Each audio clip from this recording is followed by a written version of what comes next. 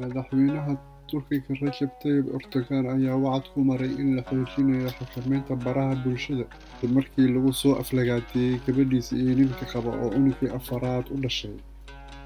Caro iyo in baraha bulshada lagu hadalhayo ayaa ka dhalatay aflagaadadaasi loo geystay gabadhiisa Esra iyo wasiirka maaliyadda oo ay u dhaxdo.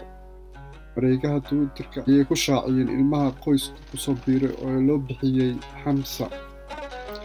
Baahinta sawirka ilmaha u dhashay qoyska ayaa waxaa ka falceliyay dadkii ku xirnaa mareegtooda, kuwaasi oo su'aal geliyay aabanimada Albayrak. Madaxweyne Erdogan ayaa si caro leh uga falceliyay arrintaasi isagoo xusay in ay baaritaan ku socoto kuwa ku weeraray qoyskiisa kuna xadgudbay ubadka dhawaan dhashay.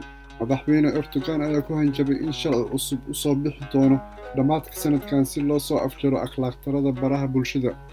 Ma fahamsantihiin sababta aan uga soo horjeedo baraha bulshada sida YouTube, Twitter iyo Netflix? Waa in la ciribtiro akhlaaq darradaas, ayuu u sheegay xubnaha xisbigiisa cadaaladda iyo horumarka.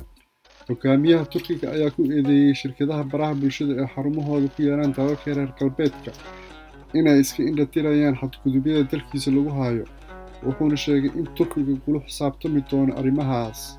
Wasiirka arrimaha gudaha Turkiga ayaa xaqiijiyay in hawada laga saaray ciwaano badan oo qoraallo aflagaada ah baahiyay.